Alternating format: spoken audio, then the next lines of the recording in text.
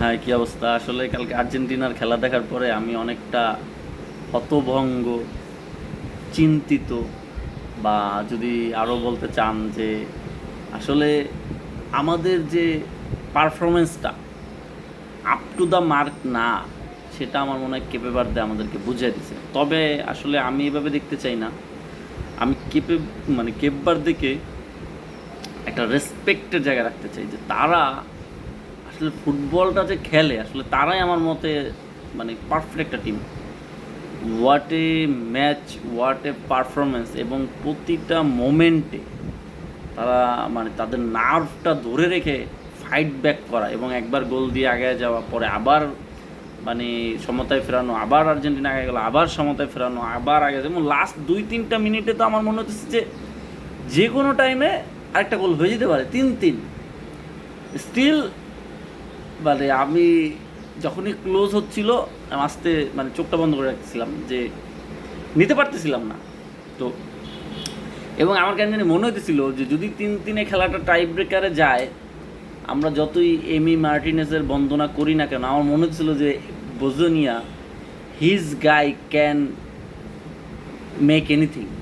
মানে আমার কাছে যেটা মনে হয়েছে যে এই লোকটা যে কোনো কিছু করতে পারে। মানে সে যে ধরেন, আমার কাছে মনে হয়েছে যে আর্জেন্টিনাই বাদ করে যাওয়ার সম্ভাবনা বেশি থাকতো।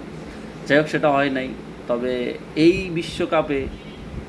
বিশ্বকাপে যতগুলো দর্শক মাঠে বসে খেলা দেখছে, এই টিমটাকে মনে রাখবে, এই বোজিনিয়াকে মনে রাখবে, এই কেপ বার্দেকে মনে রাখবে, এই যে মানে তাদের যে প্রত্যেকটা প্লেয়ারের যে নিবেদন ফুটবলের প্রতি, এটার প্রতি সবাই মনে রাখবে। তো সব কিছু মিলে আমি এটাই বলতে চাই যে আসলে এই বিশ্বকাপে আসলে কাউকে ফেভারিট বলার সুযোগ নাই এককভাবে, এবং কাউকে ছোট করে দেখার সুযোগ নাই। What a match, what a match, what a match. আর আমাদের মেসি একটা আউটস্ট্যান্ডিং গোল দিছে, একটা অ্যাসিস্ট ছিল তার লাস্টে মাঝখানে, যেটা হচ্ছে ওই আমাদের লিসান্দ্রো মার্টিনেজের একটা গোল ছিল, তার একটা অ্যাসিস্ট ছিল, এবং লাস্টের গোলটা যদিও কুতি রোমেরোর হেড, তারপরেও যেহেতু আরেকজনের মানে লাস্ট টাচ আরেকজনের ছিল, যার কারণে ওন গোল হিসেবে কাউন্ট হয়েছে।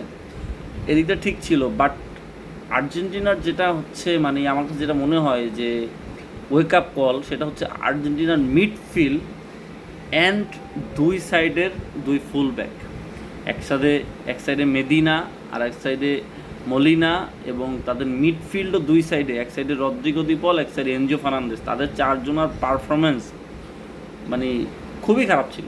মানে এক কথা যদি আমি বলি, ম্যাকালিস্টার সে কিছুটা ভালো খেলছে, আর সামনে Messi and Lautaro Martinez and Alvarez, এই দুইজনের পারফরমেন্সে আমি পুরো বিশ্বকাপই হতাশ, খুবই হতাশ।